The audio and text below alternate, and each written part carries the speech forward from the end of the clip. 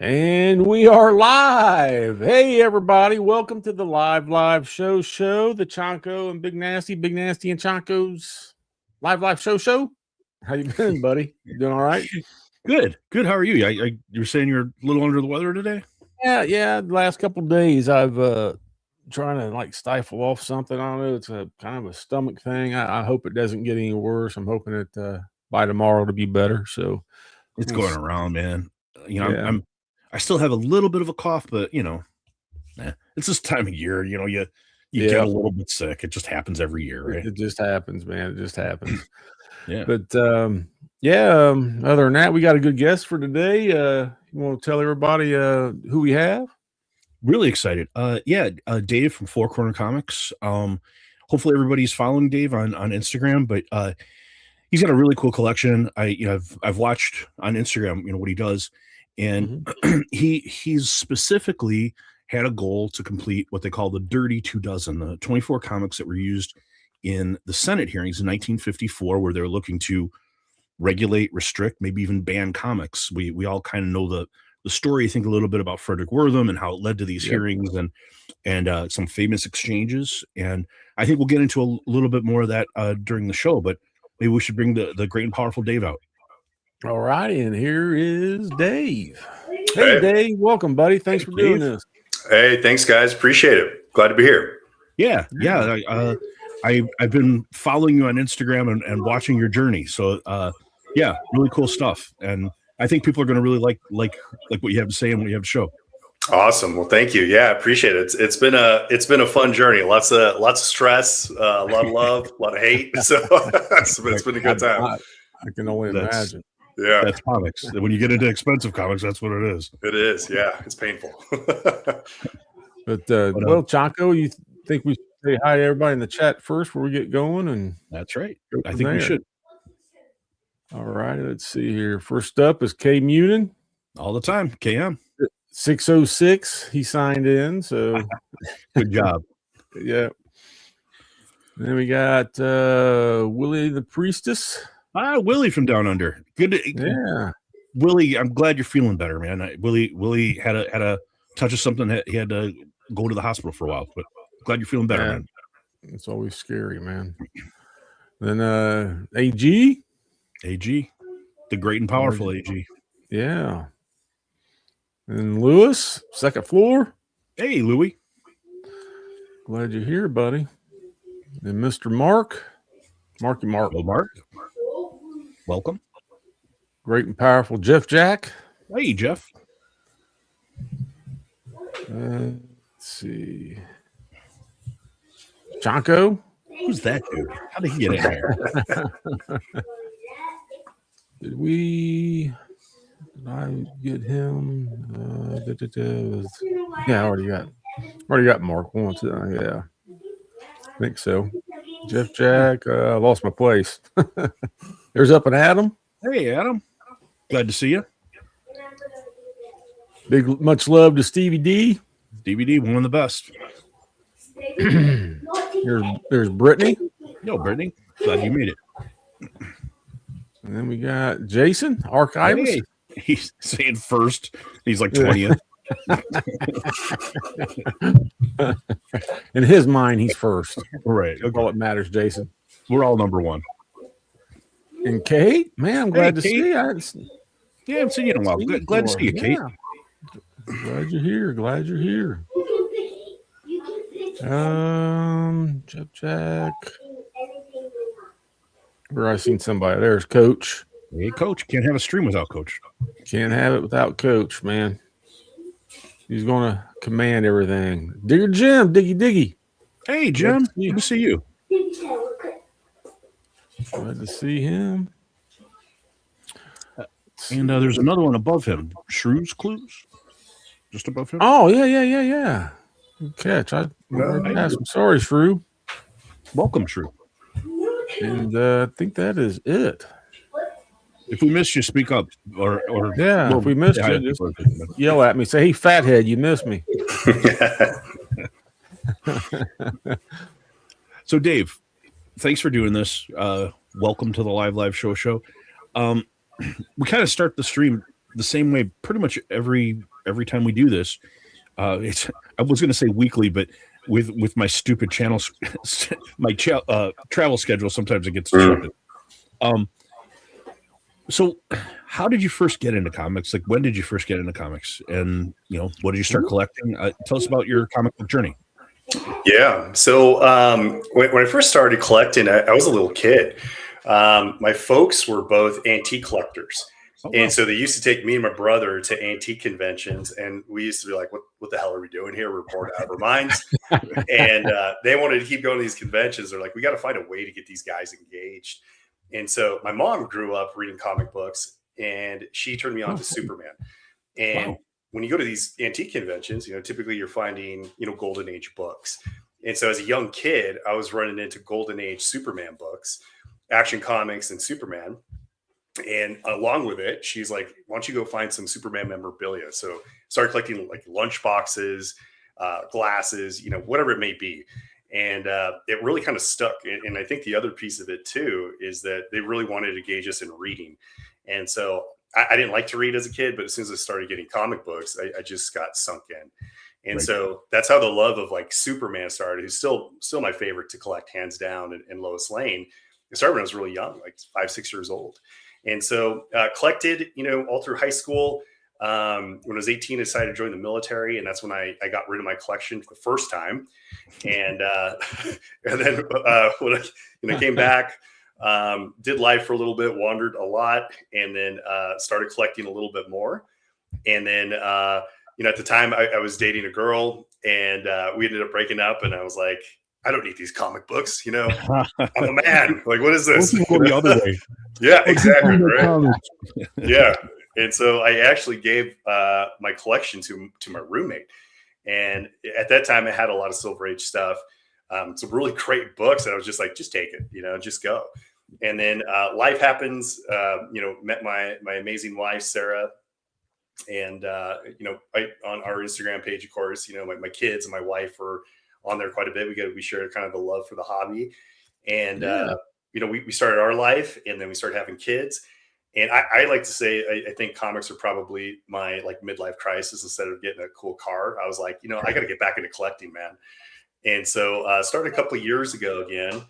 And, kind of stuff I love, right? Like Golden Age, Superman stuff, a lot of Neil Adams stuff that I love. A huge fan of Jack Kirby. So anything that he's doing. And, as I started to kind of get the collection again, I was like, Sarah, I wonder, does anybody else like maybe have a social media page on this? I was very ignorant to it. And I was like, I think I'm just going to start an Instagram page and see if there's other folks out there that, enjoy this. And holy shit, right? I jump on here. I'm like, wow, like this is a gigantic community. It really is. It's huge. Yeah, it really is. And it was phenomenal. And so like everybody else just kind of started making connections. Actually, I saw Kate jump into the chat. Kate was like one of the first people I followed. I was like, she's got a cool collection. And kind of chatted with her a little bit. Yeah, she's amazing. She's a sweetheart. Yeah, very nice person. Very much so. And started building these connections. And the best part, I think, of this hobby is the community. And Absolutely. Made a ton of great friends. And now I'm just kind of knee deep in it again, and just don't think I'll ever stop. So that's kind of my 101, I guess. Excellent. Yeah. Just a couple follow-up questions. I think Rich and I probably both have the same question, but what branch did you join? I was in the Army. Yeah. Okay. What'd you do? What was your? Yeah. The smartest job in the military, of course, an infantryman. So I was in the infantry. So real nice low ASVAB score. You can get right in. And at the time they needed a lot of us. So that was good. And Chanko, I know you were in the Navy. I think we talked about that a little bit. You were a corpsman, right? I was a medic, and Rich was in the Navy too. Oh, awesome, Rich. Yeah, right on. So yeah, there we go. So and that's, as you know too, that's like a ton of fun history from like the military's perspective in comics and stuff. And I think naturally veterans are just automatically like history buffs, right, in a lot of different ways. And so it kind of matches. So yeah, and there's an amazing amount of us that are like closet nerds as well. Like, like you're in the military, but I met so many people who had like really nerdy hobbies, be it, like from movies to Legos to comics or whatever. Yep. And and Yep. it just kind of goes along with it. I don't know why. Totally agree. Yeah, it's funny. It's like you start to get to know people so well. You start spending so much time with them, and you start unpacking who they are. And at the basis of it, you're like, we're all fucking nerds. Like we are Yeah. at some level, you We know. are all About nerds. something. yeah, Or at least- exactly. At least you hope someone is, because what a boring Yeah. person you would be if you didn't have a hobby. Yeah, and as you know, there's a lot of boredom that's associated with being in the Oh, yeah. military. Oh It's yeah, the worst like- part. Yeah, it's the it hardest is part very of the much job. the worst part. Yeah. Mm-hmm. And so it's a good way to keep the time too. And if you have somebody that has the same interest, then you talk for hours, which is great. Yeah. Another point, follow up to something that you said. Like, one of the great things about your Instagram is how supportive your family is, and how you're passing it along to your kids, how supportive your wife is. It's a great thing to see, because a lot of times you'll hear people say, like, that they keep it distinct from their family, or their wife's mad at them about doing it. But can you talk just a little bit about that, like how you got your kids into it, I mean, I don't know if your wife was already into comics, or if she developed that interest due to you. Could you talk about your family's interest a little bit? Yeah, no, thank you. Yeah, I think that's probably the best part of it. And when I got back into it, my first thought was, okay, let me replicate what my folks did. Like, I really want my kids to be engaged and read and do well in school. How can I do that? Let's start to get them some comic books. And of course, they're so young and impressionable. Anything that dad does, like, they want a piece of it, which is kind of cool. And I know I'm going to probably grow out of that stage here pretty soon, because all my children are pretty young. So I'm going to embrace it as much as possible. And so they love it, right? Like, they'll come in here and they're like, Dad, let's switch this up. Like, let me take a look at this book, and my 8-year-old Asher, I think he's the one that is really kind of a lot like me, right? He wants to come in here, look at the books. He wants to grab, other books that are about comics, that are covers and Golden Age. He's like, Dad, this one's my favorite. And that's really wonderful. And then Sarah, on the other hand, my wife, was super supportive when I got back into it. So some of the first books that I got were during Christmas time. And she's like, yeah, I know you want to get back into it. Here's some books. She bought me some slabs. And I was like, damn, you know exactly what you're doing. And that was fantastic. And as we started to kind of evolve and sharing the collection, I got Sarah to read like some of her first comic stories, because she didn't have a prior experience to it other than like Calvin and Hobbes, which is wonderful, by the way. Really good shit. Calvin and Hobbes. Yeah. Can't beat it, right? And then so this whole new kind of world opens, and she's really into like crime and mystery, like murder mystery stuff. And so like Batman Year One, I think it was last summer, she had read it and she was like, damn, this is pretty good. And so just kind of, selfishly, incrementally trying to get her more exposed to them. And then, of course, super supportive in what we're doing. And it's just been a ton of fun to have the family integrated into it. So what a fantastic thing. Lucky guy, man. That's all great. It's Great. awesome. I love your yeah, story. it was a blessing. Yeah, it was very cool. I feel very thankful for it. So it's a ton of fun. It's not like you said, sometimes it's just kind of some people's just hobby outside of family. And I figured if I'm going to spend this much time and the love of it, I just really wanted to share it, with them too, which is really cool. It's fantastic. And I always love hearing that kids are getting into comics and kids are reading. It's like, it's one of those things. I always say that, people who read are more interesting people. And I'm happy that people are raising interesting people. Yeah. Gonna pass it down, right? So yeah, that's the hope. Yeah. So one of the things that we kind of talked about is you had a kind of a singular focus. Well, maybe not singular, but a big focus of your collecting was what they call the Dirty 2 Dozen, the comics that were used in the Senate hearings in 1954 as a result of Frederick Wortham's book, Seduction of the Innocent. There was all this controversy, and they had called the Senate hearings. Can you tell us, like, how did you get interested in those specific books, and what made you decide to undertake what's a pretty massive and expensive undertaking? That's great. So, as I started to make these connections in the community, one of the first people I really kind of connected with was a guy named James Green. And James, his handle on Instagram is called the Shawshank Collection. I know James. Are you familiar with James? Yeah. Yes. So James has the most insane collection ever. I mean, the guy has an incredible collection. He's extremely generous and just like welcoming and kind. And I found that in James kind of immediately. And kind of, I was calling him my like Senate book guru for a while because he was teaching me so much about it. And on his page, he does a lot of giveaways. And one of the first giveaways he did was books that were Sodi books, Seduction of the Innocent. Those books are referenced in Frederick Wortham's book, Seduction of the Innocent. And I won one of his giveaways. And so the book that I won, of course, why I was so excited about it, was Superman 55. Banger. And just a badass cover, right? First of all, I'm being a Superman guy. I was like, man, this is like, I can't believe I just won this. I was still very new to the community. I was like, this is so generous. You know, like what exactly is this Sodi stuff? You know, what is this? And it turns out when Wortham referenced this book in his book, he didn't like it because there was an ad for a BB gun and a juvenile squirting a police officer with a squirt gun. And so that was, you know, very, not too risque, right? For the most part. And so that was my first introduction. It was like, who is Frederick Wortham? You know, what is going on here? And his next giveaway were quote unquote Senate books. I'm like, well, what's the difference between a Senate book and a Sodi book? And so he started to kind of be, you know, like the teacher of some sorts, but I brought the picture to reference. But this is the poster board that they used in 1954. Sorry for the glare there. No, amazing. But you can see it there. And these 24 books were used on a presentation board during the Senate Subcommittee on Juvenile Delinquency. And in this picture, there's a variety of different books from pre-code crime and pre-code horror. And as you can see at the top there is how they reference these things, right? And the weird variety, which I think is pretty funny. Yeah, weird variety, yeah. Yeah.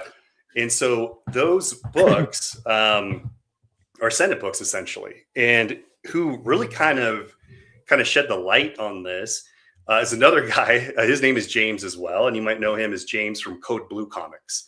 Well, sure. I know that, that account. Yeah. And so what James did is, you know, James saw this picture and he was like, you know, what are these books? What are they doing here? And what's kind of the purpose of them? And James took on this project to identify all of those 24 books. And I think he can correct me, but I think he started the project in 2023. And it took him about a year, I think a year or two, to collect all 24 of these books. And he was the first person to collect all of them. And he kind of copyrighted the name, The Dirty Two Dozen, which I think is kind of a cool name. And he also bought the rights to this picture. So he actually is copyrighted to have this picture. And I know you can kind of see it right there. There's another one.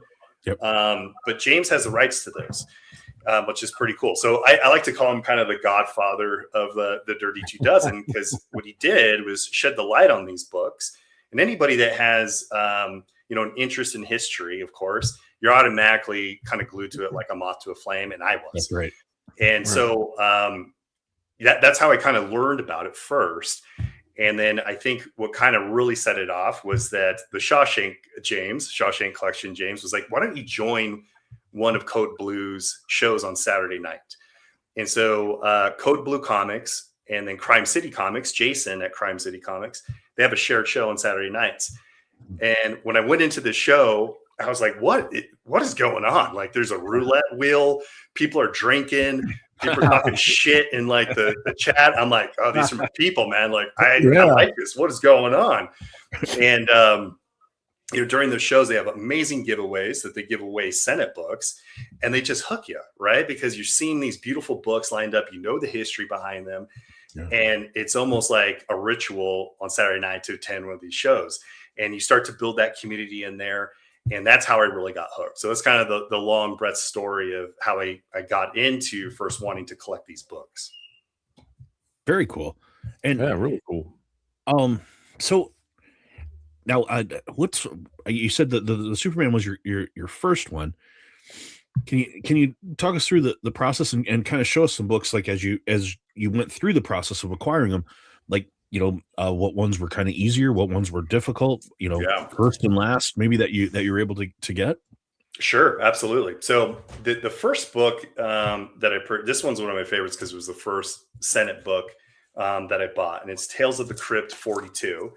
And you've Nice. probably seen that one before. I really love it because that bonnet stamp right on there, which is pretty Yeah. awesome. Oh yeah, the Very dirty cool. bonnet snap. It appears all of us at some point. I know, just right there, bam, right in the middle. Right. And so this was the first book I bought, and I bought this book from Jason at Crime City Comics, and I just remember the support. Well, I went to the live show, and people were throwing credits like, Dave, you got to get your first Senate book here. And so the community was helping me buy this book. And Cool. this one I would say is probably more on the easier side to find for the most part. And it's kind of the hook that kind of gets you in. And as you start to kind of work your way down, I didn't really take like a strategy. It was like, you need to find these books, because the background of these books is that why, I think it's still up to debate, but why did they pick these books, right? And I think when they were having the Senate hearings, these books were readily available on the newsstand. And so parents, whomever, could go out to the newsstand, grab these books, and then look at these like atrocities, quote unquote, Right. and say, Wow. this is garbage, I'm going to toss these things. Or, community groups started coming together, like churches, other community groups, schools, and started bonfires. So these books were essentially banned and burned. And that's what makes them so scarce as well, is that there's not a whole lot of these books out there. And so as you're kind of going through them, in some cases, you kind of want to accelerate your collecting, because you just don't know if you can find some of these books. And so that's why I kind of moved through them as quickly as I could, because I didn't really know if I would be able to finish the run, first of all. And I think the last time I checked, I think 10 people have completed this run. So not very many. Right. And there possibly, could be only a handful more people that actually do finish this run. Very And cool. so some scarcity to it too, which is kind of cool. I wanted to, sorry to interrupt, but No, go ahead. one of the guys in the chat, Robert Emmons, he goes by Bobby. He's a professor of film at Rutgers University, and he produced a film on Frederick Wortham. It's available online. Everybody should check out Bobby's account. He has a really, really great documentary on Frederick Wortham and kind of the complexity of the man and stuff. So I'm sorry, I just wanted to interject that. I didn't interrupt. Yeah, oh, that is, you should. I would love to see Bobby on here, because I think most likely, during. Oh, has he? Okay, great. He's been on. Yeah. There we Yeah, go. he's a good friend of ours. In fact, I have an announcement a little later about an upcoming show. Oh, awesome. But that, I probably wouldn't be surprised if I've seen Bobby's documentary, because like anybody that has interest in this, I've been scouring and trying to learn as much as possible. And, Wortham is a pretty complex individual, because he's very much demonized in the comic community, but actually did quite a bit of good too. It's true. Which I think is great. And Bobby probably knows about this book, and maybe you guys do too. But I pulled this one out because it was published last year. But the Dr. Worthless. Oh wow! No, I haven't seen that. Oh, awesome book! Really well done. It's a graphic novel, of course, but it really kind of gives you a background and kind of the full picture of like Wortham. And I thought this was I pulled this one out because I thought this was kind of cool. This is where Wortham's starting to look at the books, and he's looking at these horror books here, and he's like, son of a bitch. I've seen that somewhere, but I can't remember who had that. Someone showcased that once before, or maybe it was a video I've seen or something. But yeah, really, really great read. Fun book to read. But if you pick it up, I don't think you'd be disappointed. But I'm glad you brought up Bobby. That's really cool. Yeah, he's in the chat. He just says he has a great book and he loves Nate Powell. He said, awesome. So, please show us more books. We love this stuff. It's our favorite. Yeah, absolutely. So I picked out a couple books. I got a couple up on my wall, and I picked out the ones that I really love, and I think that are pretty cool. And some of these will probably look familiar. And one of the things I think is really cool. Maybe I'll pull this one out to kind of show you. When James from Code Blue Comics was working on this project, he worked really closely with Matt Nelson from CGC. Yes. And he was able to get a label description that these books were used in the Senate investigation on juvenile delinquency. So when you get one of these books graded, you get that distinction on the book, which I think is fantastic. But no surprise, this is going to be a familiar looking book, but it's Crime Suspense Stories number 20. Yep. And so this, one of the Dirty 2 Dozen. And kind of the cool thing why I like this book, one, it's just such a badass cover. I mean, you just see this thing a mile away and you're like, damn, that's freaking cool. Even before I knew what pre-code horror was, I knew what this book was just from this cover from Johnny Craig. I mean, it's even got the bone snapped in the neck. It's like, yeah, look at that thing. It's brutal, right? Just a brutal book. And one of the things I love about this book is not only is it a Dirty 2 Dozen book, but it was also referenced in Seduction of the Innocent. Right. And what I think is kind of cool about that, of course, I got Wortham's book here, but Wortham, he didn't write specifically about it, but he did include a picture of the cover in his book, and how he described the caption was cover of a children's comic book. So like, there you go. Like some nice propaganda is like, hey, this is a children's book. Not going to shock anybody at all. So that I think that's one of the coolest Dirty 2 Dozen books because of that distinction in both areas. Another one that I think is really cool. I think of this one as like the zombie book, like the zombie cover, and it's a Harry Anderson cover, but it's Mystery Tales 19. Oh yeah, banger. That's a great cover. It's a badass book. And I even think that folks that maybe aren't really into pre-code collecting, like a buddy of mine, Aaron, his tag on Instagram is Josh's Comics. And he's got this book and he just loves zombie covers. And I've talked to him about it before. And he's like, I don't even want the full, I just want these zombie covers, because they're so freaking cool. It's a great thing about this hobby is first I always say that there's room in this hobby for everybody, whatever your interests are or whatever it is. But everybody can find their own little niche and that's a great one to have. Zombie covers you could collect for quite a while if you collect zombie covers. It's going to be endless, right? And I think you make a good point, Chaco. Your soul covers, and I think that's the coolest thing about it. You made such a good point is that all of us are collectors in different ways. I mean, a 10-year-old kid can walk into his comic shop, buy a couple of 50-cent or dollar books, and he's a collector too, and he's part of it. And I think that's what's so special about it, which is great. We need to welcome these people. Welcome everybody, whatever your niche is. Whatever your niche is. Yeah, that's right. I don't have to like it. I like that you like it. Exactly. Yep. So that's a really cool aspect of it.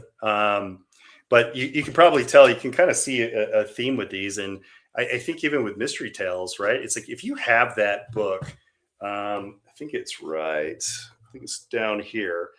You have this book plastered up on this poster board for people to see. They want some shock and awe, right? This is the shock and awe factor of it. Yeah. And, during, I think the time frame, right, in the 1950s too, there was a lot of panic around juvenile delinquency, the Red Scare. And it was just another aspect of a boogeyman that they really wanted to present to the public. And it can be a form of control in some ways. And I think that the heightened panic of during that time, these things just kind of accelerated it in some ways too, right? As a parent, I mean, that Johnny Craig hanging cover, my kids come in here and see it, but I'm like, you don't have to look at it for too long. There's a little bit of that parenting aspect of it. But to see that at 54, I mean, they must have been like, this is Satan in the flesh, I've always said that. Yeah. It's like, on television, it's like Leave It to Beaver and stuff. And then, the kids were like reading these things that were like wild, like way more wild. Yeah. Well, I remember when I first saw some of these covers, one that I'm sure you're going to talk about, maybe the book that ended the golden age, like when I first saw these was like I couldn't believe it. I couldn't believe these things existed way back then. Yeah. Same here, right? It's like you take a look at them, I'm like, holy shit. Like even now, I'm like I was saying with like my kids scene, I'm like, I don't know if I would like let them read this. And in the book that you're talking about, Chanko, right? It's Crime Suspense Stories 22. Is that correct? Yep. And you have that in your collection, correct? I do. Yeah. Just a brutal cover, right? All the way around. And That's definitely a book I would love to add to my collection. I haven't got it just yet for a number of different reasons, but we all know why. That's a it's a rare book, but it's also a very expensive book. But the shock factor alone, and Bill Gaines getting questioned about that book during the Senate subcommittee was pretty interesting to how he addressed these things. So it was pretty cool. Yeah. And then, then the next day it was front page New York Times, that exchange. And then not long after that, there's no more Golden Age. Yeah. This Comics Code gets introduced and everything gets watered down. Yeah. It really kind of seemed like the dagger in the heart that kind of put it all together. I think these are supporting books, right? But that book alone, I think, was kind of the last straw, right? That kind of ended it there too. And I think, to your point, like some of these shocking covers, this is one of my favorite of the Dirty 2 Dozen. It's just such a weird cover.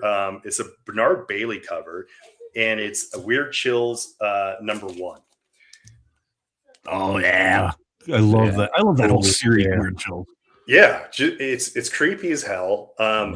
What I think is really funny about this one too, on the CGC description, it says classic blood transfusion cover, right? It's like, oh yeah, that good old classic blood transfusion cover. All right. Classic, yeah, just a total classic book. I love it. So you can kind of see like the theme of some of the shock stuff there. I think that went along some of these books. One question, our buddy Jeff Jack asked, did these comics have a large print runs? And actually, these were the most popular comics at the time. Like, these were outselling superhero comics by exponentially. Like they were huge print runs. So yeah, absolutely. Sorry to answer that one, but I figured I had a quick answer on it. No, please do. Yeah, you're absolutely right. And that's the thing too, is I started doing research on that. And I remember I was at the gym and I was listening to a podcast, and they were talking at the height of the golden age. And I believe it was like 48 and 49 was like the highest peak of sales. And at the time, it was not uncommon for anywhere for like, the estimates were insane. It was like 5 to 10 million That's right. sold a month. And you got to think about if something was sold now for 5 to 10 million a month, a product like that, and so these things were everywhere. And I think that's what makes it even more shocking with the Dirty 2 Dozen books, is that the rarity of these things, because to your point, Chanko, they were printed like crazy. And so the rarity of people actually like banning and burning these books and getting rid of them and tearing them up. And there's such a small census of these books, makes them even cooler, I think, in so many different ways. But it's hard to believe. Part of that, I think, was the lack of a collector culture where people treated these just like as disposable things, and they got rid of them.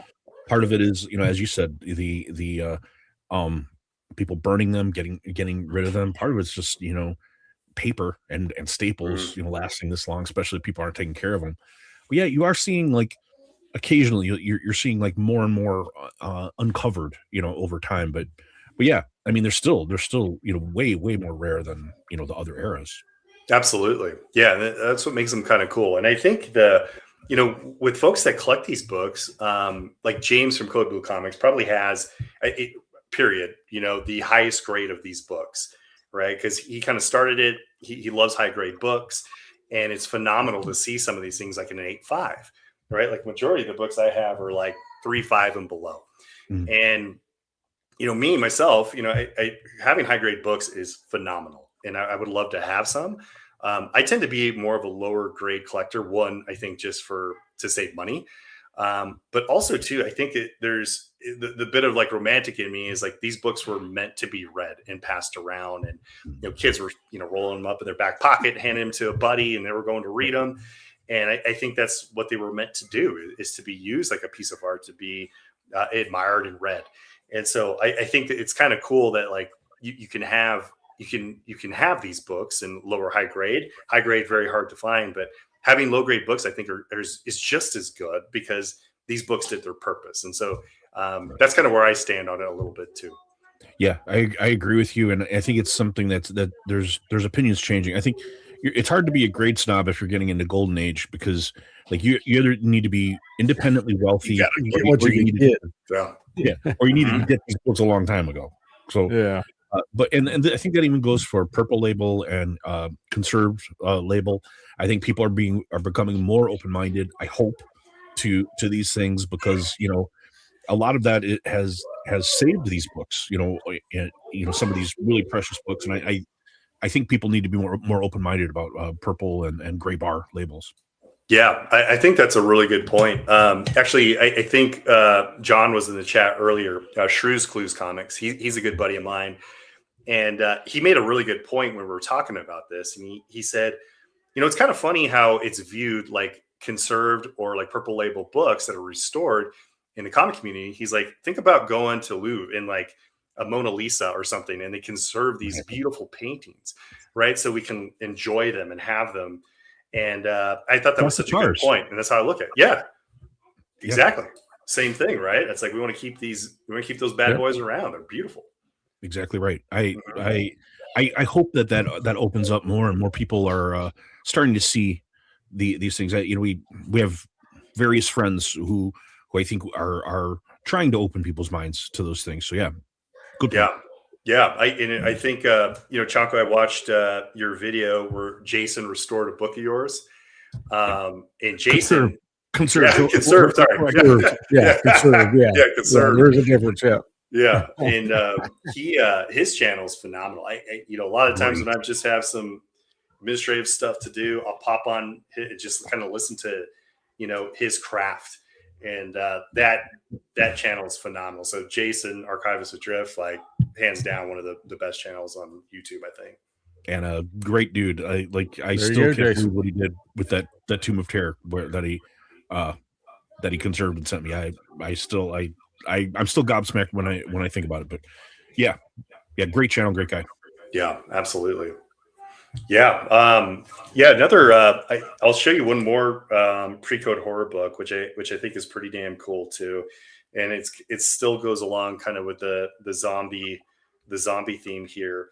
And it's Marvel Tales 124. So this is also a Dirty 2 Dozen book. Oh yeah. Which I think is great. So cool. So creepy. Look at this dude just like over a tombstone. Got this guy shooting at him. Yeah, it's great. It's like a monk or something, like a demonic monk. Yeah, which is pretty damn cool.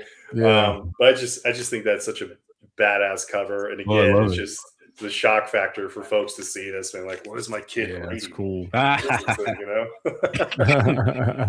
excellent. Yeah. And I think the other piece of the Dirty 2 Dozen, of course, is a lot of pre-code horror, I think, for shock factor. But there's also pre-code crime books in there too. That's right. And for these specifically for the Dirty 2 Dozen, I think it's debatable. But again, I think they wanted to showcase these books so people could go and get them off the racks immediately, so they could see what they're talking about. But this book, and Chanko, you were talking a little bit earlier, like, hey, Dave, like, what are some of the books that were, easier to find? What were some of the books that were harder to find? And this book tends to be the last book that everybody gets to complete the Dirty 2 Dozen. There's not many on the census. I think right now there's 8 from CGC on the census, but people are finding them out in the wild, raw copies here and there, but it doesn't pop up too much. And this was the last book that I needed as well to complete. But it's called Justice Traps the Guilty 62. Oh, wow. And so you look at it, right? And you're like, well, what's the big deal with this book here? Like, I don't really get it. And I think it's still debatable. But the reason I think this book is so hard to find is just there's not many copies out there. And you have to spend a significant amount of time to go out and trying to find these books on your own. And kind of the great thing about James at Code Blue Comics and then Jason at Crime City is that they have some of these books, right? So if you're just exhausted from trying to hunt these suckers down, and by some stroke of luck that they have these, they'll let you know, which is great because they want to help you kind of finish this run. But this was, I think, for most collectors, the hardest book to find and actually get to complete the run. I know. I think about 3 or 4 guys that, were like, yes, this was the last book that I needed to get. And I was one of them too. Kind of strange, right? You look at it like, why, just low census. I don't think I've seen it. I think you showing is the first time I've seen that one. Yeah. Yeah. So it's, I have a love-hate relationship with Justice Traps the Guilty a little bit. It's starting to grow on me a little bit more, but this is a very, very expensive book. And if you find it out in the wild, there's a chance you could find it for $20. But if not, we're talking thousands of dollars. Yeah, it's a very expensive book because people want it to finish this run. And so yeah, this is a question, a relevant question. Just, a lot of people know that I'm into these Brazilian horror comics now, and so and they're very rare as well. And one of the byproducts of that is anytime someone gets a Brazilian horror comic, it's like, hey, Chanko, you want this? And if you really want it, here, it's $800 for this chewed up piece. Like that. That's happening to me more and more often. Was that happening to you? Like when people found out you were trying to complete this, someone's like, hey, I got this. How much is it worth to you? Did that happen at all?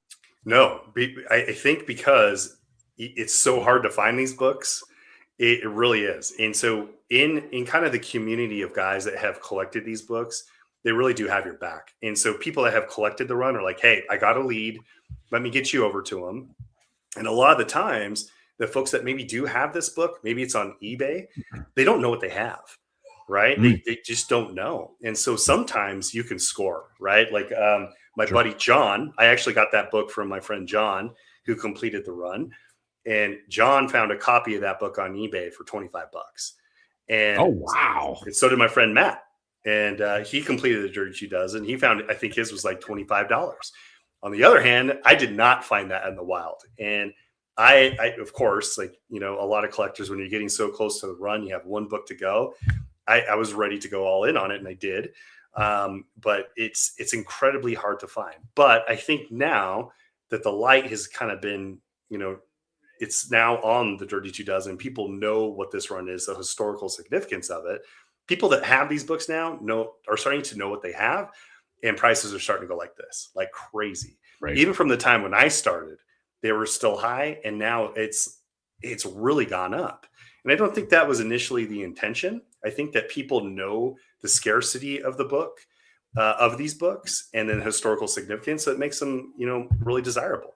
Right. And cool. They're all really, really cool. Yeah, that's an answer to Biggie Sheik that like he was asking, why do I like the foreign horror comics? Show's not about me, but they're very, very rare, very, very cool. And I think the artwork, I think some of them are like the coolest artwork of all time. But yeah, incredible. And it's a great point about these types of comics. Even during the crash of comics, after the boom, these were gradually still ticking up. I mean, they weren't like never skyrocketing the way you saw some of the Bronze Age books, but they do continue to like tick up, like year after year. They're ticking up more and more and more, gaining in value because they are so rare. And when the more people find out about them, the more people kind of want them. Exactly. Right. And I think that's the glory of like this community, because there is absolutely no way I would have finished this run if it weren't for the support of the community. And, I'm going back to, James at the Shawshank collection. James, a very generous guy, gifted me 2 of these Senate books. Wow. Very cool. Very nice. I mean, yeah, I remember the first time, the guy's very generous. He does giveaways. I won that beautiful Superman book from him. And then at randomly in the mail, I get a package. I'm like, what's this? Open it up, and it's one of these Senate books. And I'm like, what in the world? And he's like, hey, mate, enjoy, And he was super generous. And as you kind of work your way through the collection, like now for me, I had a higher grade copy of this book. And I think this is probably, if not, maybe ties Justice Traps the Guilty for, scarcity in trying to find it. This is Crime Does Not Pay 133. And wow. I had a higher grade book of this, a 4.5. And being a low grade guy and, in paying a little bit of a premium, I decided to downgrade with somebody in the community that has the run. But this book is very hard to find. I did not see this book once in a year when I was searching for it anywhere. Wow. Cons, online, sellers, you name it. I mean, outreach is everywhere. I could not find this book. And this is a very, very challenging book to find. And again, these were probably books that, were maybe in a dollar bin at some point, right? And but this one, I think if, anybody that has completed the run or is looking to complete the run that knows about these books, maybe in the chat or watching right now, they're looking at this book, they're like, damn it, I need this freaking book, man. Right. It's a hard one to find. We had a couple of questions. Matt asked, are you going to try to collect the rest of the Sodi books? So I guess how much overlap is there between the Senate books and the Sodi books? Because there's a distinction. Yeah, so there. So with the Sodi books, there's only so the one we talked about a little earlier, the Crime Suspense Stories 20, is a Sodi book and a Senate book. And in the Dirty 2 Dozen books, we kind of refer to as Senate books, quote unquote. And Wortham, he laid out quite a few books in his book, Seduction and the Innocent, and those are considered Sodi books.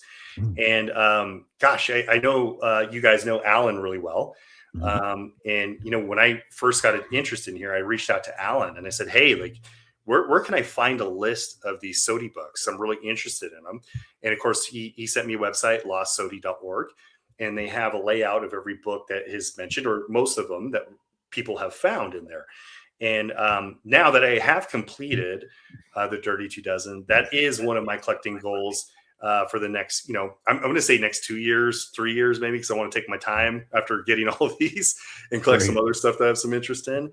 But I'm hoping to get a good chunk of Sodi books too, which have a ton of historical value as well. Yeah, there are a couple I know that, like Alan's mentioned one where there's like only a couple copies and one's in the Library of Congress. So it's like, it's very difficult. Yeah, break in. And AG, I think AG. I think he answered this, but what was the hardest one to find? You said it was that crime book was the hardest one. Yeah, Justice Traps the Guilty by far, and then Crime Does Not Pay. Those two. Gosh, I think I started the hunt last year. I think around like March or something like that. Mm-hmm. And I'm talking like, and why it sounds kind of funny and to say the hunt is because it was every day. Notifications on eBay, looking at Comic Link, looking at Comic Addiction, emailing, comic book owners across the country. I mean, you really have to go in deep if you want to find these things out in the wild. And it's a ton of work. It is a ton of work. And by the end, you're just absolutely exhausted. But during that time frame, not once did I ever find A Crime Does Not Pay or Justice Traps the Guilty. I did not find those books. Wow. And ultimately, with the help of James from Code Blue Comics, and then my buddy John, who completed the run, I was able to get the last of the books, which was great. But cool. They're very hard to find. It's great to meet great people, and there are so many great people, as you mentioned, in this tiny corner of the internet that we've all happened across. Yeah. Absolutely. And so, if anybody is interested, in starting that, please, send me a DM, James from Code Blue Comics is a great source, but anybody that's, has completed the run is more than welcome to kind of help you kind of get started and learn a little bit more about it. But it's just a ton of fun. Now that it's over, I've even joked a couple of times. I'm like, maybe I should just sell one so I can go back on the hunt, because I kind of miss it. It's a lot of fun to kind of be in it. So I don't know. It was by far the funnest, comic run to put together that I've ever done, just because Amazing. Of the historical value. Yeah, it was. Yeah, I was really impressed to see that. I saw it on Instagram when you did it. That's really great. And so what are some of your favorites? Like, which ones were you like, I can't believe I got it? Like, where you were just so thrilled because of how cool it is. Yeah, it was probably that Johnny Craig cover, right? I mean, hands down, the hanging cover. It's just, I think that was probably one of my favorites. I think it's just because it's like your first one. Like I have a lot of them up here, of course, and a couple over here. But again, probably the Tales of the Crypt, just because it was kind of the kickoff, right? Kind of the sauce there. But also just what a badass cover, dude. Look at this guy. Let's put a stake through this freaking vampire here. And I think it's just, for me being brand new to pre-code horror and pre-code crime, it seemed like every book was a jewel, just because this is my first experience jumping into pre-code crime and pre-code horror. And so every book seemed like a jewel. It's so opposite of what I was collecting in terms of like Superman or Fantastic Four, exactly. Complete polar opposites, right? And now I'm freaking hooked. I'm hooked on bites you, boy. Yeah. But it bites hard because it's like, wait a second, this is something where this is going to take a lot of effort, like to find this specific book, and it's going to be expensive, and I gotta, the whole thing, you got to calculate it out in your head, and it is different than like, I got to put together this run from the 90s of X Factor or something, which is fine. I mean, if that's what you like. I'm just saying, it's a different world when you get into this thing where it's going to take time and money and banging your head against a table during auctions and things like that. You're totally right. Probably one of like my favorite stories of getting one of the Senate books was a pre-code crime book. It was Crime and Punishment. It's this one down here in the corner. I know it's a little difficult to see. I have it up on my wall there somewhere. But I was actually, like I was saying, like you just have to be so intentional about trying to find these things. And so I'm working. I'm on a meeting. I got one tab up and I'm just kind of searching. I'm on Instagram looking. And there's a comic shop that posts 2 of them, Crime and Punishment. I'm like, you have got to be kidding me. They're like, hey, $45. I'm like, you're fucking kidding me, man. $45 for 2? So I'm like messaging the guy. I put claim in the comments, even though it's like, come into the shop and get it. There's somewhere, I don't even know where they're at. They were somewhere in the Midwest or something. And I'm like, how do I get these books? Because I know, like, if I find this somewhere else from a seller that knows about it, I'm going to pay $1,500 each for these books. Yeah. And so I'm sitting there, and another guy who completed the run is my buddy named Brandon. He's a Tex8 on Instagram, great dude. He's completed the Dirty 2 Dozen, and I sent him an Instagram message. I'm like, dude, I found these. I'm in a work meeting, man. Let me know if this guy responds to me because I want it. And so all of a sudden, I get the, hey, Dave, what about this update? I'm like, oh shit. So I'm like trying to pay attention to my meeting, forget about that for a little bit. 30 minutes goes by and I'm looking at Instagram. I'm finally off my meeting, and he sends me a voice note on Instagram. He goes, hey, playa. He's like, I called the comic shop and put them on reserve for you. They're yours, motherfucker. Wow. That's exactly what he said. Wow. And I was like, thank you, man. So what an absolute gem. Yeah, just a badass. But I think that was like word for word exactly what he said. So he got them for me. I called the store, paid for them. They sent them. So I had 2 copies of those, which is pretty cool. But yeah, shout out to Doc in the chat. Just arrived. But hey, our buddy Louie asked, in your hunt, did you go down any rabbit holes that led you astray? Anything like, I don't know if this is what he means, but auctions or something where you thought you were getting something, or or someone sold something just before you messaged them. Any frustrating things like that? Countless, absolutely, yeah. Hey, just in the chat just now, Shawshank Collection just showed up. There's the man. Yeah. We've been talking a lot about you tonight, James. I actually back in November I asked James to come on, and then I think we got signals crossed, and but yeah, James, we would still love to have you on. I just forgot about it. I started holidays and traveling and stuff. Yeah, James. We've been talking a lot about you, man. Just the generosity and just kind of the knowledge base that he provided for this. It just was crucial in finishing this. He was a big part of it too. So I'm proud to call him a good friend of mine, and just a badass dude. So check him out. He's got good shit and just Absolutely. Phenomenal giveaways too. Very generous. So I love his Instagram. It's got great stuff. It's incredible. But yeah, like countless times of books you didn't get, you just didn't snag. You weren't fast enough. You got an eBay notification and you see the book that you're going to pay $2,000 for was just sold for $100, and you missed it by 5 minutes. Dagger, man, dagger. Just completely right. And it's hard. I remember this book, the one we were just talking about, The Justice Traps the Guilty. There was an auction on Code Blue Comics, and I had a cap. I was like, you know what, man, I'm not going to go. I got my cap. I know what number I want.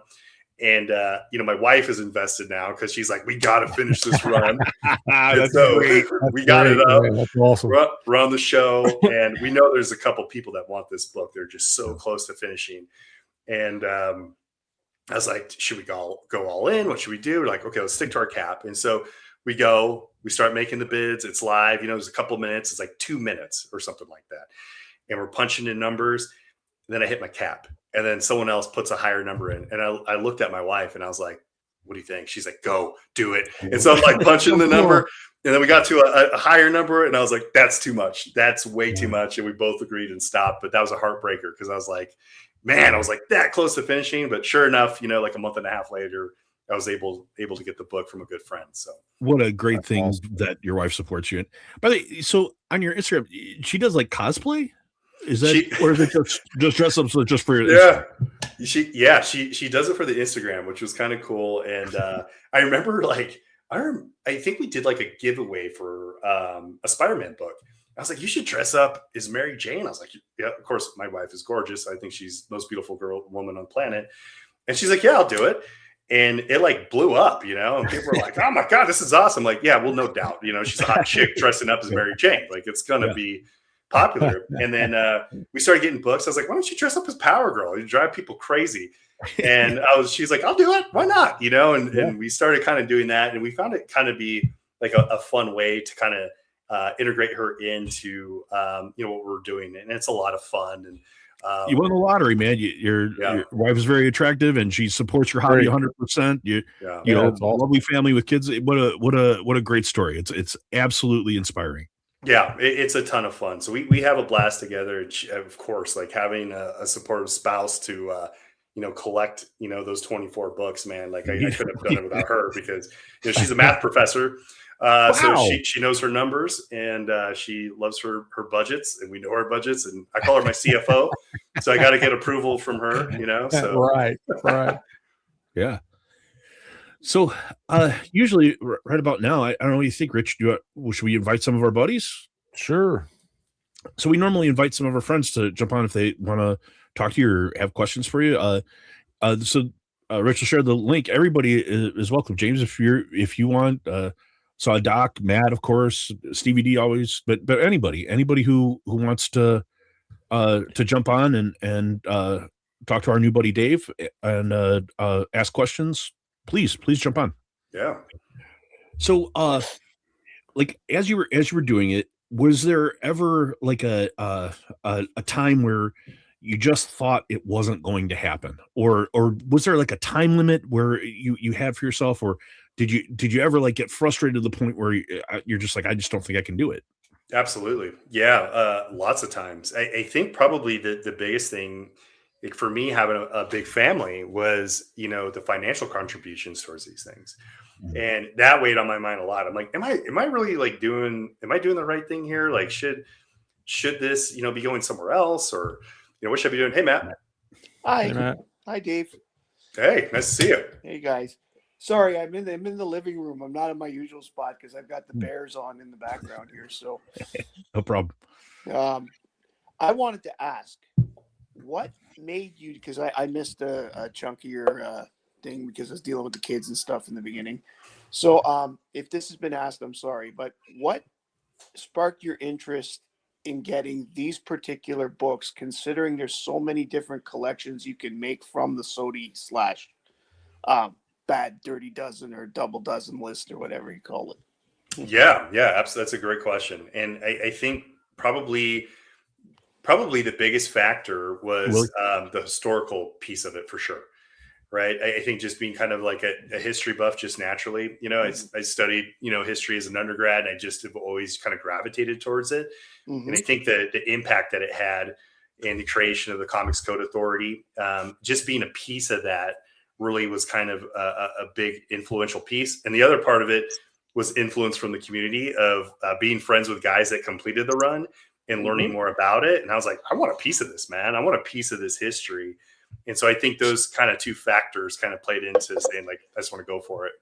So just one follow up here. How many, because I may have missed the answer. How many of the SOTY books are on the other list that were actually used in court?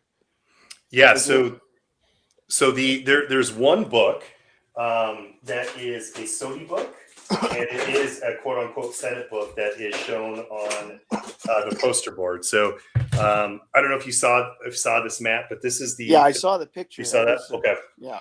Yeah. In this book, Crime Suspense Stories 20, was referenced in Wortham's book, and it is on the poster board as well. And so, Yeah, no, that's cool. That's one of, actually, to be honest, it's one of my favorite covers. I agree. Same here, man. It's phenomenal. So we had some other buddies join us. Hey, Willie, glad to see you. Hope you're feeling better. I'm getting there, dude. It's going to be a long road, but I'm getting there. Good. Well, I'm glad you're out of the hospital. I don't mean good for a long road. I'm glad you're feeling a little better. But Willie, did you have a question for Dave? Yeah, man, that's Senate bullshit. That's the reason why we didn't get fucking vampire yarns for years and years and years, right? Exactly. Right, man. Motherfucker. Yeah. I also think that Bill Gaines had a little bit to do with that too. He didn't answer very well. He was not very good at it. Have you read what happened to why Gaines was like that though? I've heard. Everybody, my name is Rich. And welcome to Big Nasty. Apparently he's on meds. I hit the big nasty button. Sorry. Apparently he was on like diet pills, what we call uppers now, right?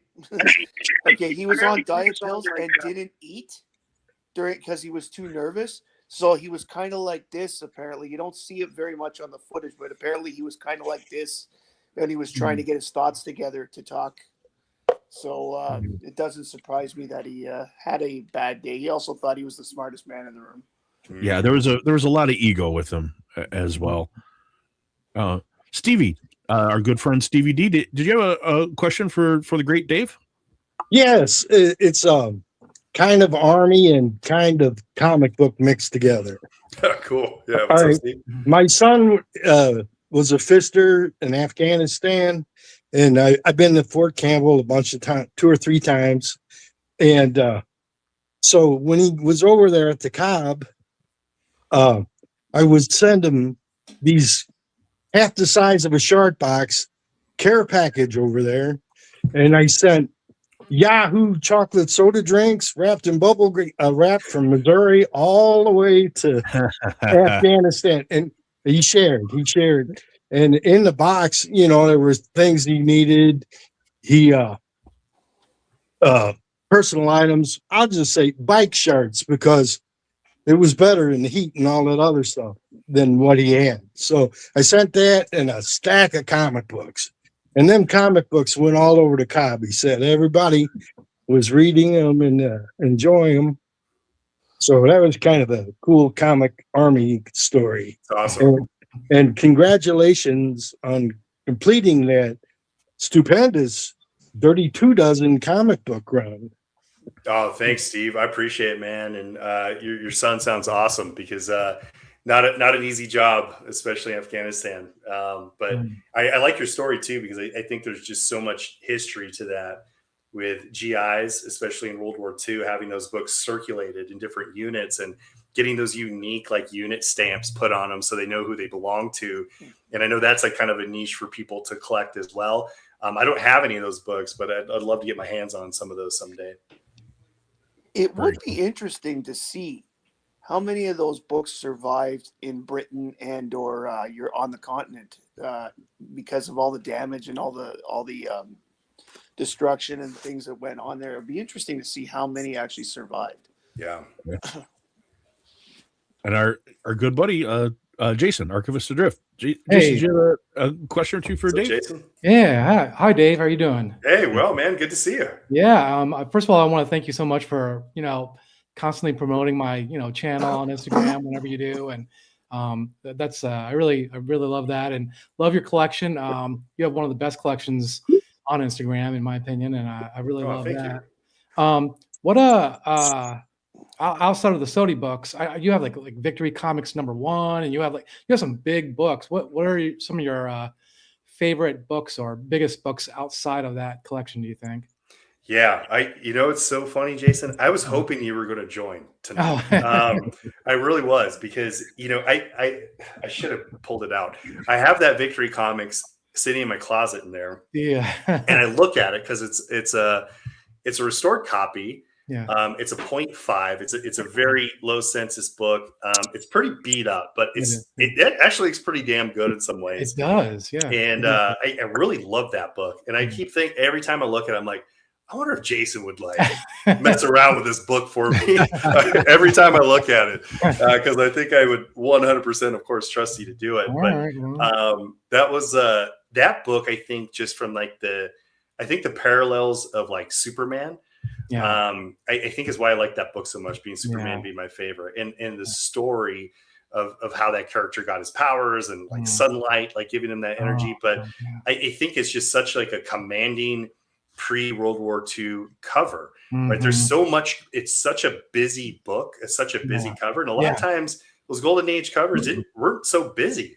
Yeah. And that's one that sticks out like a sore thumb for me. And I think it was one of the bigger books that I wanted to get, but given that it's such a low grade, it was fairly affordable in retrospect, which was kind of nice. Yeah. So I think that one certainly kind of sticks out for me. And to be honest with you, the biggest books that I have are the Dirty 2 Dozen books, because I think just, you know, sometimes the costs associated with trying to get some of them.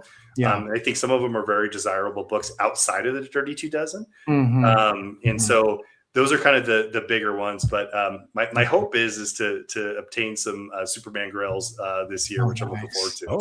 So is that the next focus is some old Superman? Yes, yeah. My goal is to get every Lois Lane Golden Age cover. And so that's what I'm Lois hoping Lane to do. isn't until the Silver Age. In the covers. On the cover. Oh, I see what you're saying. Okay, never mind. Yeah. Half watching the game. I was like, man, I know I'm sitting here in the Golden Age. I'm in that cool zone. Green Bay just scored, so I was curious. Yeah, that's kind of the next endeavor, is just trying to obtain all those. So Nice. that should be fun. Yeah. And So you're referring to books like 57, where she's on the cover flying with Superman in her arms because she's like the Superwoman. yeah, absolutely. Okay. Yeah, all of them. Yeah, her first cover appearance I'd like to obtain. So we'll see how that goes, right? Nice. I think But- Alan has the first Lois appearance on the cover. I'm not I'm sure he does. Yeah. He's got He has everything. everything else, I swear. Are you interested in pulps at all, or anything like that? Absolutely. Yeah, I love pulps. I started getting a couple pulps here and there, and like more and more as I start to learn a little bit more about them. Yeah. I want more. And actually, there was a really cool post that you did, Jason, and I think it was a Jimmy Olsen book, was an homage. And you can remind me, I don't recall what issue number it was, but that was the cool. Turtle Man one. It's the Jimmy Olsen 57. Yeah, we Alan showed that bought last that, night on Biggie Shaq's channel, actually. Yeah. Oh, cool. Cool. Yeah. Yeah, phenomenal. Alan bought that last week. That's awesome. That's great. Yeah, but Jason, I'll have to send you a message, man. I want you to take a look at that Victory Comics 1, if you don't mind. We'll have to work something out. All right. This is like the blessing and the curse of Jason's channel getting more popular. Yeah. Like, more people are watching, more people are acknowledging it, but then it's like more people are like, hey, I happen to have this. Well, I love working on. I love working on books for you guys, because I mean, it just blesses me to bless you all. So yeah. That's awesome.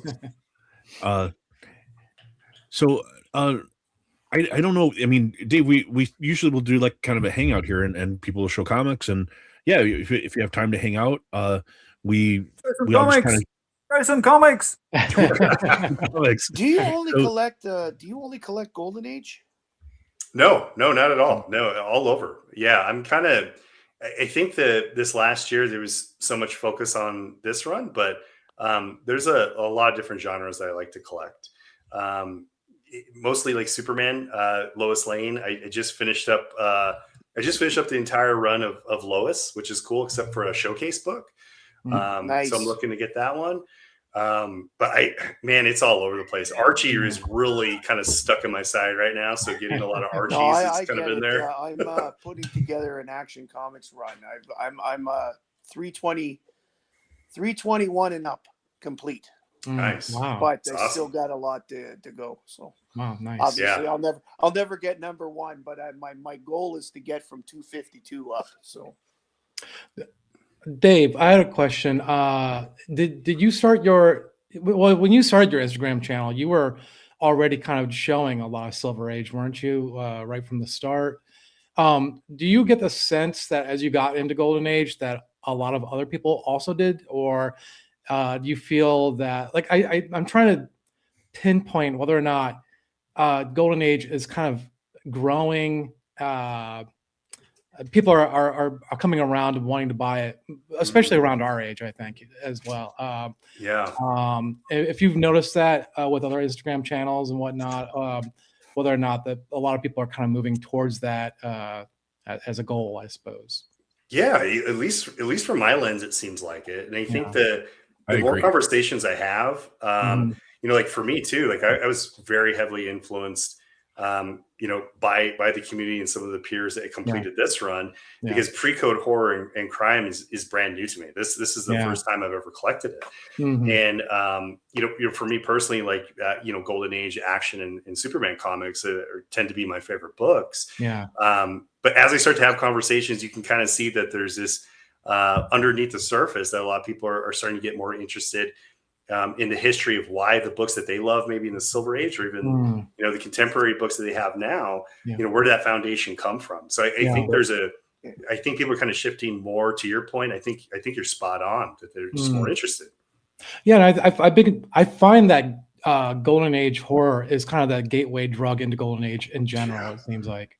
Yeah, absolutely. You drink the Kool-Aid and you're screwed. Right. You know, well, for me, it was. I'll take it every time, man. Keep me away from it.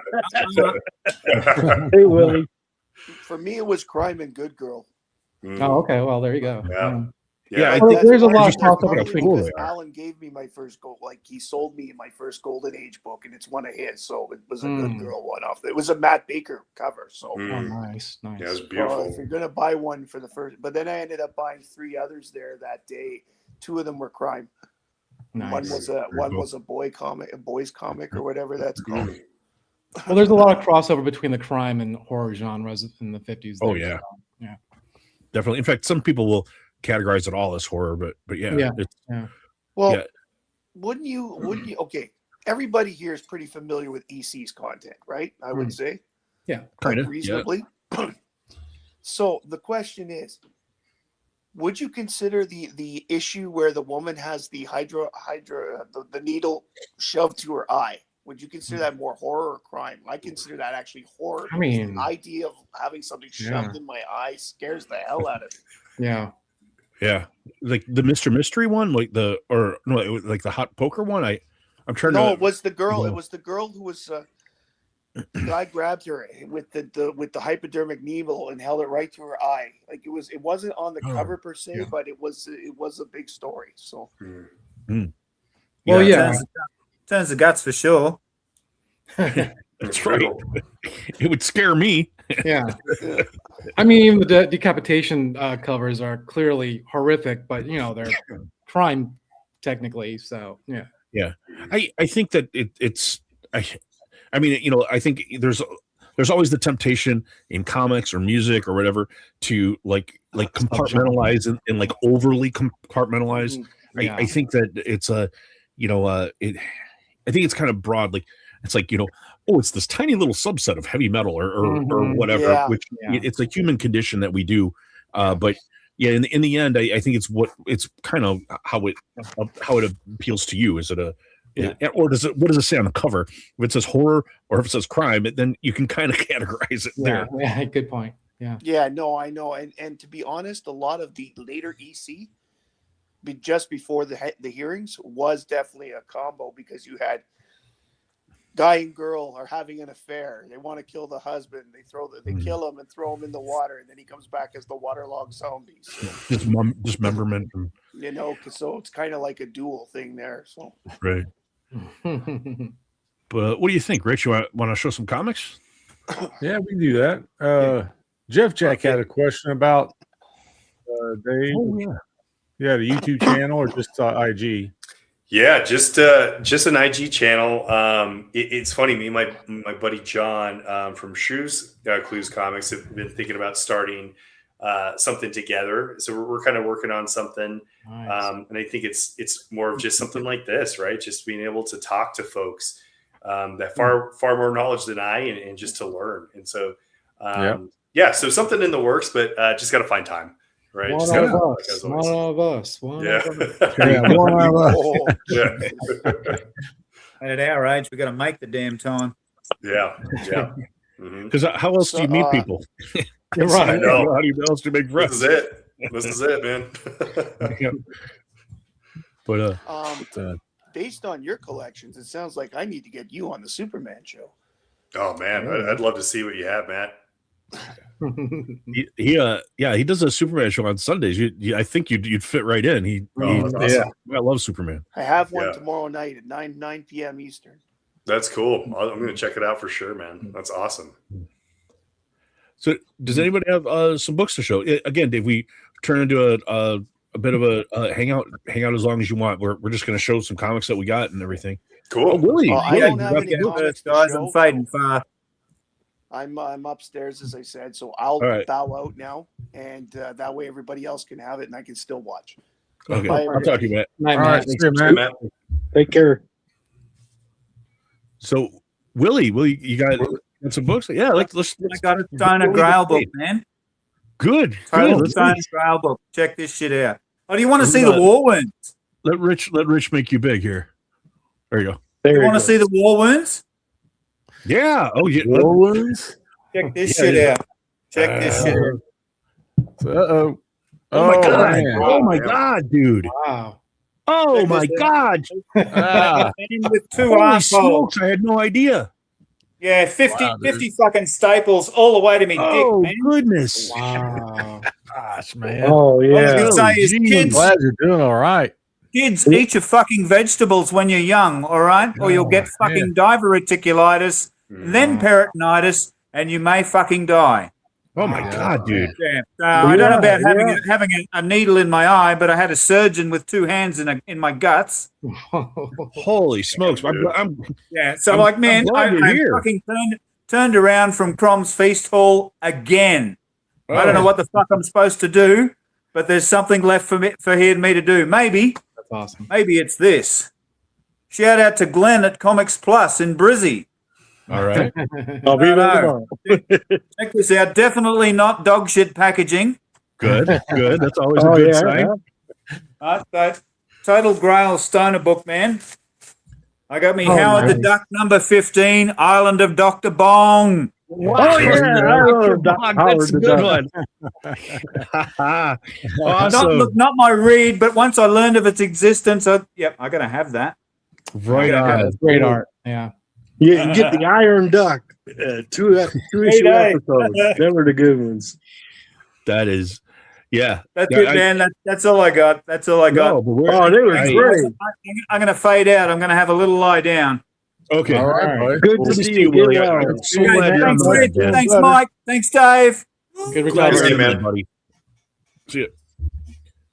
Wow, yeah, that's scary stuff, man. Yeah. Oh yeah.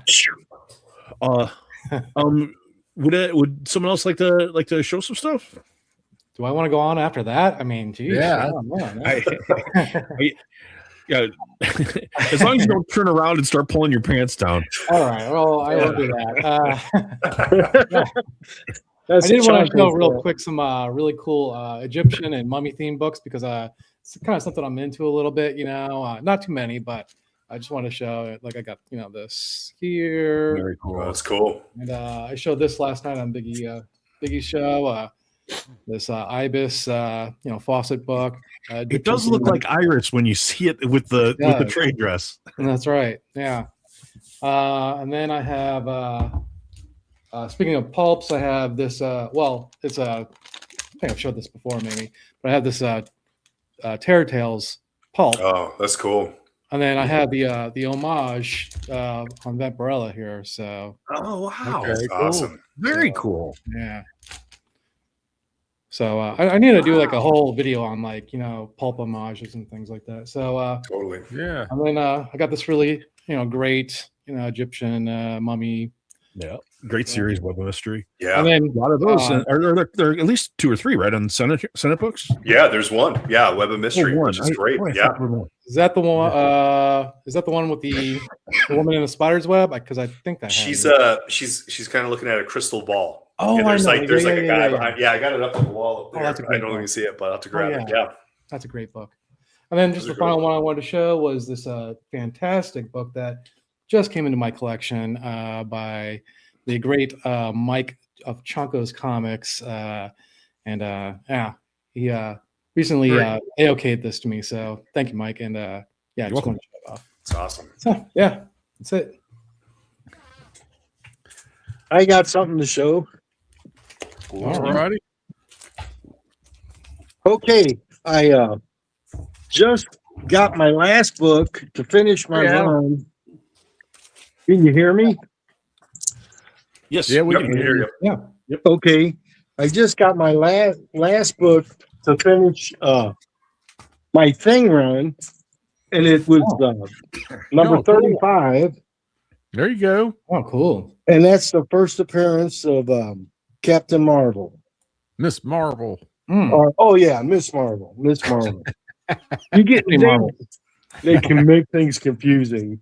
So I drew her this week. Oh, cool. Yeah. Very nice. Very nice, Stevie.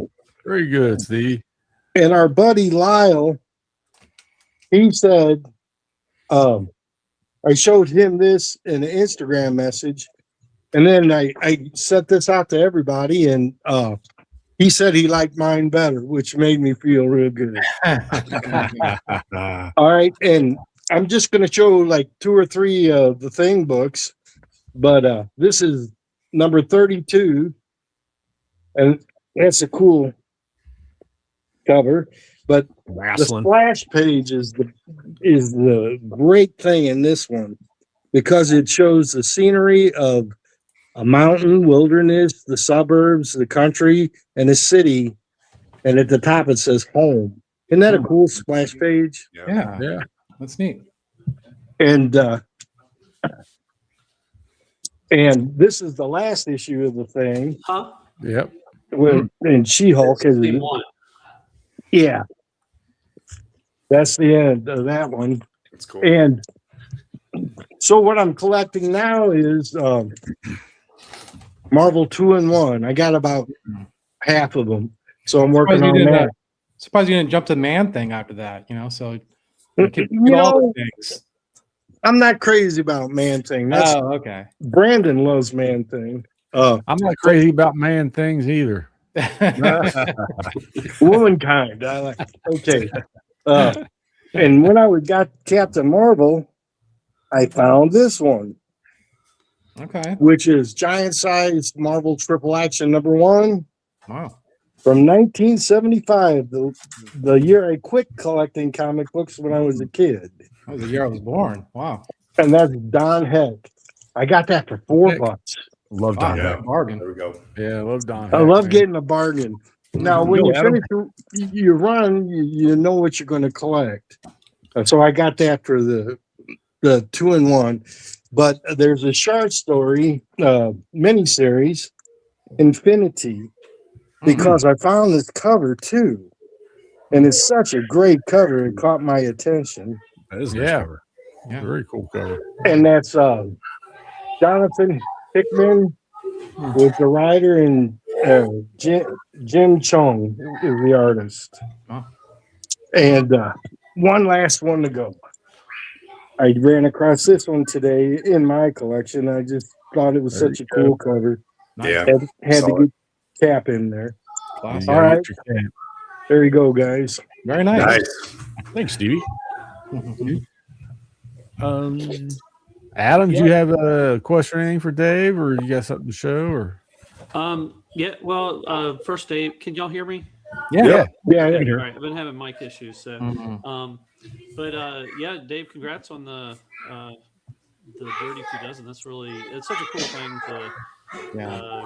try to put together something like that and be so focused on trying to complete that. So well Oh, done. thank you. Thank you very much. I had a couple things I could show that are recent that are horror related that people might Yeah. might like if you want. Sure. This one I recently. Oh, wow. It's the last. Oh, it's the last Ghost one, right? Rider, Volume 2. It's kind of Oh, Death of Johnny Blaze kind of thing. Yeah. But Oh, wow. I've never read this, so I'm excited. wait, he's dead? Well, comics. okay. Somewhat, Um, yeah, somewhat. And then I got this one from my. Oh, that's also- classic. Holy heap. That's great. Wow, that's cool. Yeah, so this predates Swamp Thing and Man Thing. Yeah. does. This, Yes. is, this is the original swamp creature. So That's great. That's cool. I've never seen that. Yeah, Yeah. that's Yeah. great. Yeah, it's pretty kind of cool. one of those things where as you go down that rabbit hole, you find out the heap was before the others. That's Yeah. cool. Yeah. Well, it's one of those like I've been aware of, but I've never seen. It, I mean, it's skywalled. Like you don't run into Mhm. those very often. Right. So, Right. and that was a gift from the owner of my LCS, and then he also got me. Oh, I thought hey, Jason would like right this up- one. right up my alley. Wow. Awesome. Nice. Gondula, the Living Pharaoh. I mean, it's neat Yeah. to hell, but Wow, you looks know, nice to You don't me. see these very often either, Yeah. but I thought like that presents real well too. So Yeah, that's great. Yeah, it's so really that's cool. some other really this isn't totally horror, but some things that I that I picked up Battle Classics. Oh, that's neat. Wow. Nice. Joe Kubert cover, and like I found this place that I got a whole bunch of stuff for $2, Hey, Dylan. including the first appearance of the new Teen Titans. Oh, so And then I got a Cap Wolf. Oh, cool. Recent All right. release. That's a Stevie D cover right there. Yeah, yeah. Yeah, Stevie D, you need to do this one soon. That'd be cool. Oh, Cap Wolf. Yeah. That's a good series. And then I've been working on some Bronze Age Marvel horror. So Oh, nice. Oh, very cool. Dead Love of it. Love Night, it. The House That Fear Built. Very nice. Just cool cover. Mhm.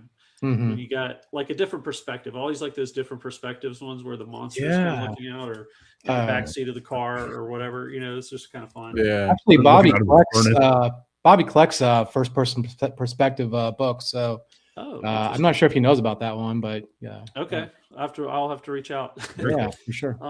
And then this Creature on the Loose Man Wolf. This is like one of the early solo Man Wolf stories, because he started off in Amazing Spider-Man, but then he had like about 10 issues in Creatures on the Loose.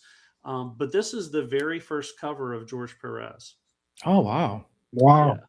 So kind of cool. Yeah. Wow. Great cover. Yeah, I had no and idea then that was his first cover.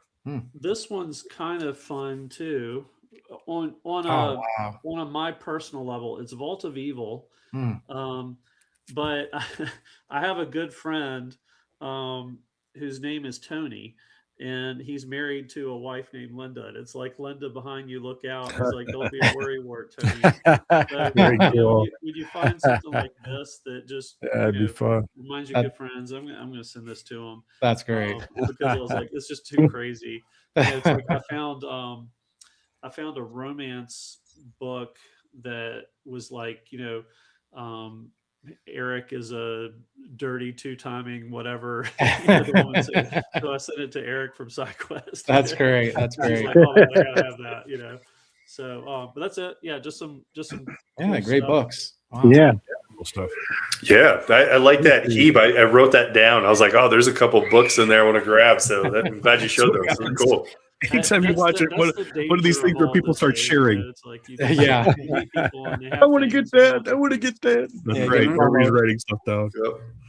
But These shows have cost me a lot of money. I can tell you that. so I can show stuff, and as I'm showing, I can start to talk about future shows if you want. Yeah, that'd be great. Sounds good, buddy. Well, this one is related to a past show.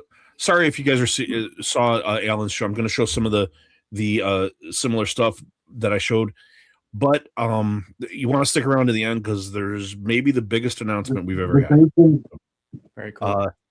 So this is our good friend Anthony Cleveland, who we interviewed a few weeks ago. He's the guy who wrote Buried Long, Long Ago, and it's also the Letters are done by Justin Birch, another friend, but it's called Show's End, and it's like this like sideshow kind of like horror story. Anthony Cleveland, that he kind of specializes in that kind of that genre, horror, and it's really cool. I only gave it a start of a read. But next week, you've probably seen me show these before, but these are covers for The Curse of Cleaver County with a couple of my favorite artists. The great and powerful Sveta Shabina did this cover. This was a con exclusive, and the fantastic, awesome Suspiria did this painted cover for The Curse. Yeah, The Curse of Cleaver County. Wow. And I read this, and it's really good. It's about it's almost like a there's a serial killer that's dressed up almost like a Scooby-Doo kind of serial killer. Like who's the killer? And it's like there are these young teenagers that are in a group, at this kind of the beach house, and there's somebody murdering people in this weirdo, like, got a hook and stuff. But it's cool and it's creepy. And do you know if that covers an homage to anything? Because it looks like a perfect 70s horror movie poster cover, She specializes in that. So I don't know that it's an homage, but that's like Suspiria's kind of like MO. That's what she does. Wow. Okay. So it might be, but in this case, I don't know that it was. But it looks great. But the big news is next week we're going to have on the great Garrett Gunn. Garrett Gunn's the writer of Curse of Cleaver County, and it's all like self-published stuff all through Kickstarter. And he did another series that I liked called Fangers, which is a vampire story. But I'm going to show. You probably saw me show these yesterday. These Mexican horror comics, but they're all really cool. Yeah. You can get the some of the Mexican horror comics. You can get like way less expensive than the stuff from Brazil or Argentina. But this one's called Monstruos. That's great. Yeah, very nice. Weirdo painted stuff. Freaky. El Viejo. Yeah, some of those are pretty expensive, actually. I think I've been called that. I've been called that before. El Viejo. I don't know what it means. Hey, loco. That's wild. That's awesome. Spider. And this another loco, and it's like this weirdo werewolf. That's wild. They're like her neck's like weird or something. I don't know. like almost like a crypt keeper kind of a guy. Yeah. And these are the ones that are cooler. These Tradiciones de Leyendas de la Colonia. But this one's like this kind of fire, and the skeleton guy's like dragging the guy into the fire. Wow. That's wild. Yeah. That's nuts. Yeah. And then it gets more and more wild. It goes to another Tradiciones Leyendas de Colonia. I think this one's trimmed, but a beheading cover. The weirdo kind of monster with the severed head. Mm-hmm. Yeah. It's like sucking his blood isn't enough. You got to just rip his whole head off. Right. It's just, and then this is the best one. It's the same series, but it's this painted cover, and the dude's suspended, like his head is down here, and they're draining the blood into these jars. I don't think I could have that in my house, man. That's just it's brutal. wild. It's a she, Mike. Yeah. These are two little bumps on her chest make it look like she's a she, not a he. But it is a she. Well, but the head's got a beard. Maybe the ribs or something. You gotta put that next to your Cannibal Corpse. Record collection. Right. Then get to kind of what my whole collection's kind of pushing toward is Brazilian horror. Yeah. Some of these came from Univ. Some of these came from a guy in Brazil that I know. But this one came from Univ. This is Sobrenatural number 4. So this is before Jaime Cortez started on the title, but so it's somebody I don't know the artist, but it's the Wolfman. He's holding down Dracula here, and it's got this kind of like almost like a moon in the background, kind of. Yeah, they changed the title look afterwards, right? Like because that's different. Yeah, okay. Yeah. This is this was just kind of wild, and I thought it was cool. Univ showed me a bunch of stuff, and I kind of picked what I wanted. Then the next one, this came out of Brazil, from Laurencio. This is Historias Satanicas. Yeah, and it's this cool kind of like negative space It's just beautifully weird, done. Very cool well done. cover. Yeah. And then this is another one I got from Univ. This is Noites de Terror. This is a Zizo cover. So not Cortez, but a protege of the great Jaime Cortez. He went up by the moniker Zizo, but it's this cool painted underwater cover with these kind of wild, like skeletal pirates underwater, Yeah, and like he's Casey trying to Jones steal the from treasure. That's cool. Yeah. Just kind of crazy. And then we'll get into the Cortez stuff. So this is Almanac Clásicos de Terror, El Gato Preto. It's an Edgar Allan Poe homage, but my favorite artist is the great Jaime Cortez. Yeah. Did this wild kind of black cat crazy cover. That's great. That came out of It Brazil. looks like a book illustration more than sometimes it's so well done, Yeah, like on the little dime store novels. Yeah, Yes. yeah, exactly. Yeah, that one for sure. This one also came out of Brazil. This is definitely trimmed. It's in bad shape, but this is Clásicos de Terror. But this is Clásicos de Terror #1. Wow. This is the only known copy. There are none on the census. The only person, I think Skyot might have a copy of this. I know he has the artwork for it, but it's just like night, and there's this guy who's being hung and stabbed and somehow still alive. That's wonderful. Yeah, That's #1 though. #1. Yeah. Wow. Was that a fortune or what? Not really. I got it out of Brazil, so sometimes those are a little more, a little lower. But it's also trimmed, and it's all totally falling apart. It's like it's actually one that you could probably help with, but I'm not gonna. I don't want to put pressure on you for other stuff. We'll talk. But this one is kind of the coolest one that I got. This came from the great Univ, and this is Clásicos de Terror #4. And again, only one on the census. There's something really cool about this one. But this is a Phantom of the Opera cover. Yeah, that's great. But really cool. Just wild kind of thing. But the cool thing about this is, and both Jason and I were looking at this, but it's signed M. Penteado, and I was like, this is in the book, in the Cortez book, where you can kind of reference the covers that he did, and it was referenced there. Yeah. In the book, there are like I don't know, it's a handful, maybe about 7 covers that he signed in a pen name, M. Penteado. This is a Cortez cover, but I don't know why he signed some with this name. But in the book, it mentions he used this pseudonym for however many. Yeah. So, it's got to be exciting to see that you're holding the book that's in the book, because even when I went back through like Macabras and I saw the one that I worked on, I was like, oh, there it is. That's freaking sweet, Look at this. Like, look at the shape. Like, all the staples look great. Wow. Everything. It just looks phenomenal. Yeah, that's insane for it to be that condition. Wow. There are zero on census. Yeah. So there, like Skyot might have a raw copy or something, but ghost rare. And the last Cortez thing I got was again out of Brazil. It's this Arte de Jaime Cortez, and it's kind of an early. This is 1986, and it's kind of it's an overview of his career, where it's all in Portuguese, just talking about the great Jaime Cortez and him immigrating from Portugal to Brazil and doing a lot of these books. Is there a lot of work, a lot of artwork in there that you don't see in the Terror and Macabras books, or only a handful? It seems like they pulled stuff from that book to me. Like a lot of the photos for sure they pulled. Yeah. Sorry. Oh, it's okay.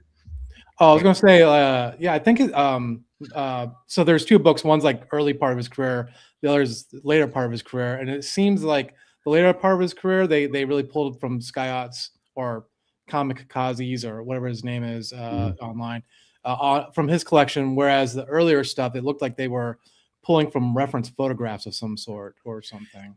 And there's some stuff there that reference photos, but also from what I understand, Skyot has the largest collection of original artwork. He's got original paintings, so that's wild. Like I can't imagine what his collection's worth, but this is I just got this. It took a while. I got it on Comic Link in an auction in December. I figured I'd mention it because it's kind of cool. Planet Comics number 69. This is a Whitman cover, and it's this cool, Oh, yeah, that's sweet. Very bubble cool. helmets, red dress, alien girl, kind of cool stuff. But one cool thing about this is it says that this is winter 1953. This came out.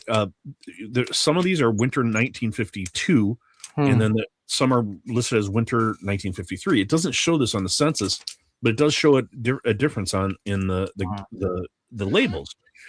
Alan and I started looking into this. I don't know. This seems like it's like another edition. It seems like this is more rare.